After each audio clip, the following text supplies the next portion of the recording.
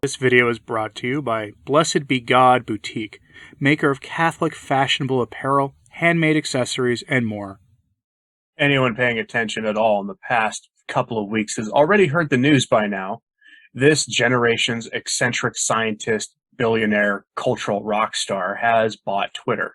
The sale's not final yet, at least at the time of this recording, and it probably won't be for several months due to all the legal hurdles that this whole thing is going through.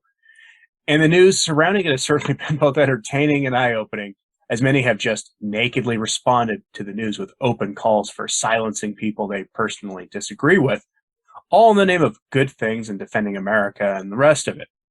While that's all well and good, I guess, I'm not terribly interested in the secular side of things at all on this, and I don't particularly trust the new owner of the platform all that much, since he has been an advocate for all sorts of bizarre things himself and is himself directly linked to many of the same allies that Francis himself is allied with, which is going to be news for some people. Just look into it, folks. You'll see that I'm right.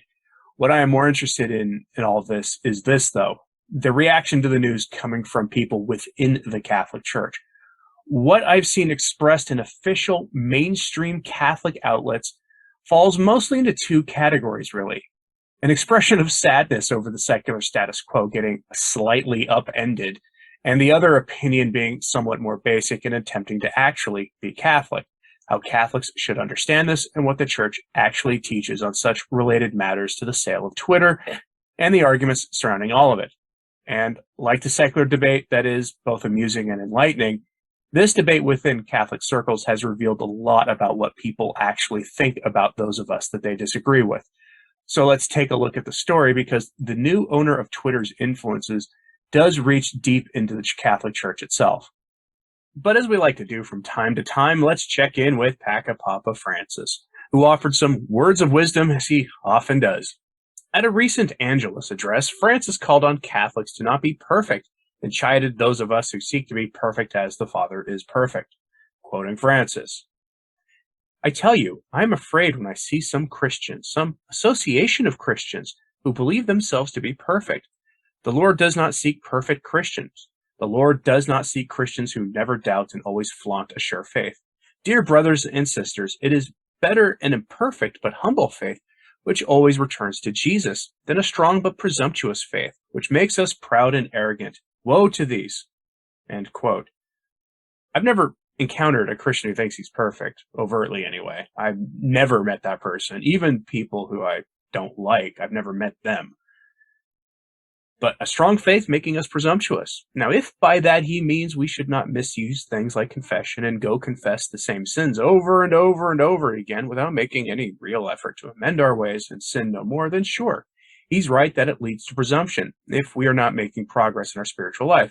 Or if he believes that we can lock our blessed Lord in some binding contract, or that we dare hope that all men are saved, then yes, I agree.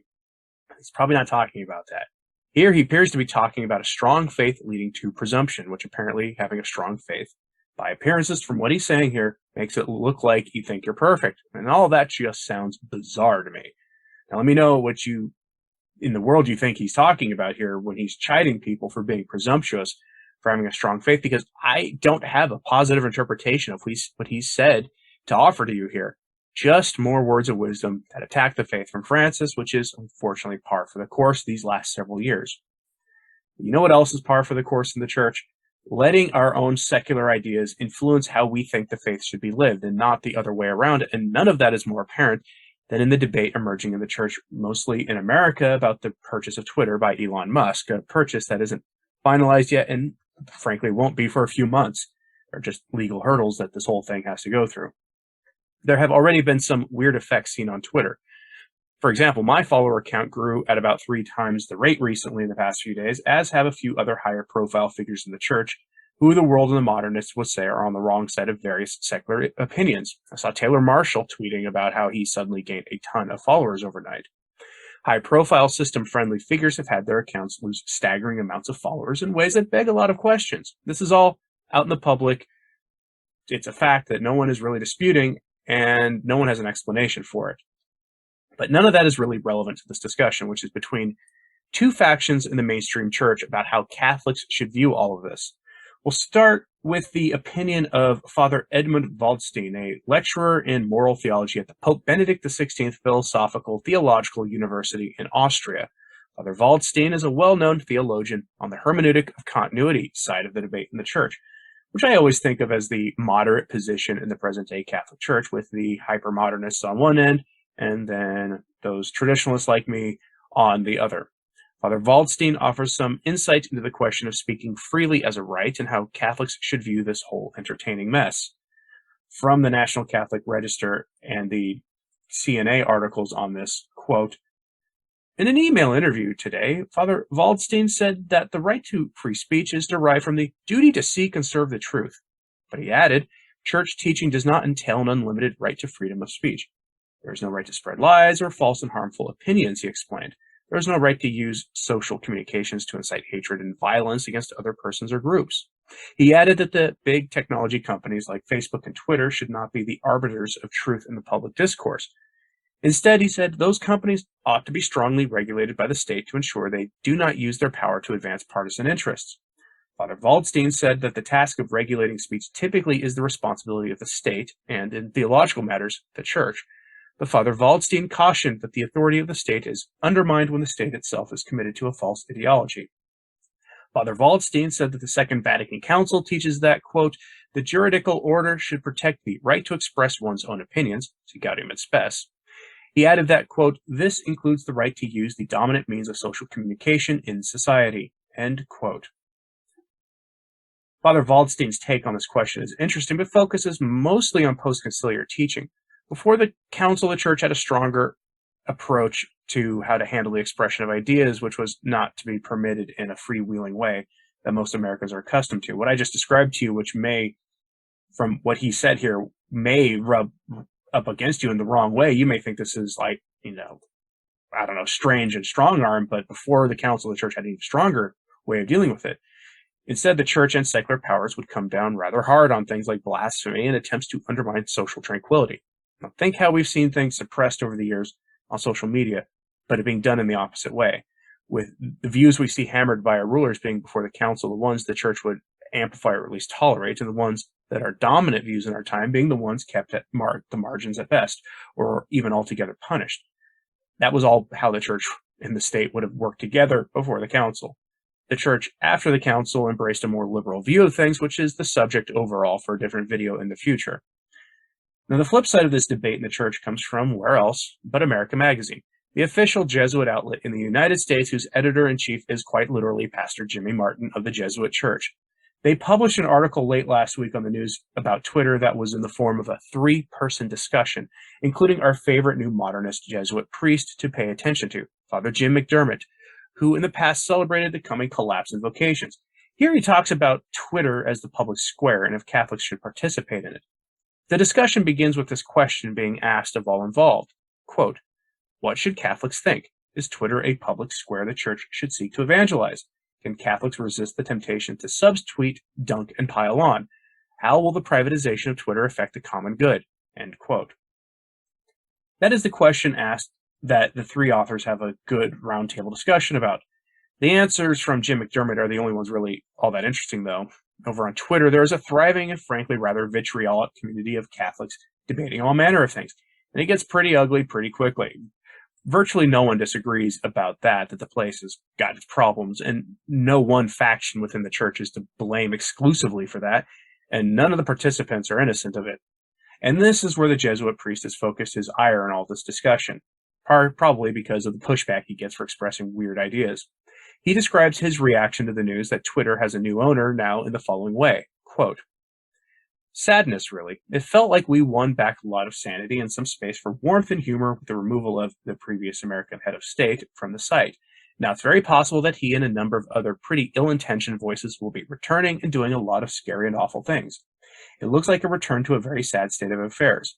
One of the takeaways of all this, as well as all the problems we've seen with Facebook, is how to understand and regulate these businesses, which have come to function like massive public utilities, and yet in reality are for-profit businesses.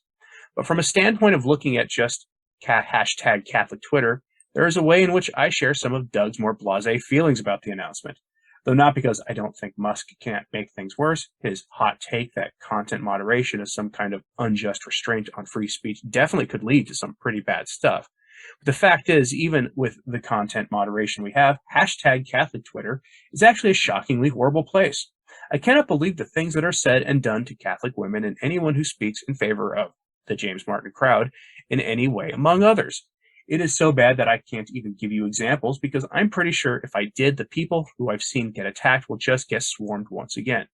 I am sure it could still get worse for them, but it is already pretty awful. End quote. And I'll agree to a degree. Catholic Twitter is kind of a rotten place. But another way to put what he said there is that Father Jim is saddened that Catholic Twitter is a place where people freely defend Catholic orthodoxy on a number of hot-button issues. That is what typically is the cause of a lot of this vitriol, is people defending their understanding of what the church position on whatever is being discussed is. And that's kind of sad. Not that Twitter is where all of that happens, but because Father Jim finds it so saddening that it happens there. The Three America magazine writers go on to discuss how you should behave and take care of yourself if you're a Catholic, and presumably as one of their proper kind of new Catholics, if you were to decide to go on Twitter.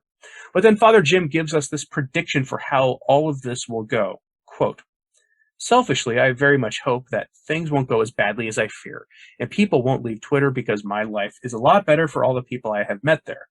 Many of them don't even know I exist, but the things they post and who they are have added to my life. But I can completely understand people bailing, even now, and I don't know how long I'll be able to tolerate this site myself, given how deeply problematic Musk is in so many ways. Unlike Facebook, using Twitter has never before seemed to me like I was supporting businesses or people that are actively unjust or cruel. But now that seems to be precisely the situation. I just hope if it becomes untenable, there's some place else we can all go and hang out together." End quote. And right there sounds exactly like what people he opposed were talking in the last 2-3 years about social media. Now, one of the writers, Zach Davis, ends the discussion with a call for more regulation of platforms, because of course he does. Quote, "Amen to that. I think we're still in the middle of the Wild West era of social media, and all of us need to come up with better social, legal, and cultural frameworks for how to use it. But for now, Twitter remains a strong driver of our public discourse, and I think the church wants to be involved in that." End quote.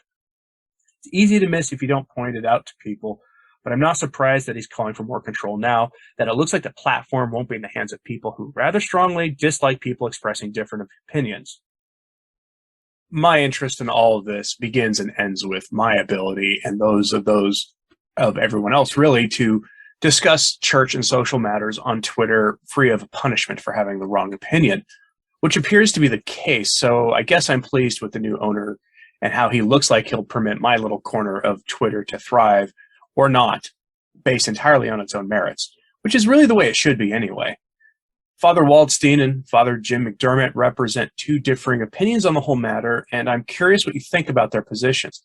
They're not precisely in conflict with one another, and Father Jim's opinions, all things considered, is not the worst take he's had recently that I've covered, though he does call for more control over things by the secular world, which is pretty typical for a modern Jesuit. What do you think about all this? Let me know in the comments, please, because nothing is really cut and dry with all of this.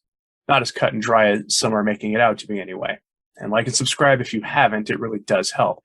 As does sharing these videos in various social media groups that you're in. That actually really does help as well. As always, pray for the church. I'm Anthony Stine. Ave Maria.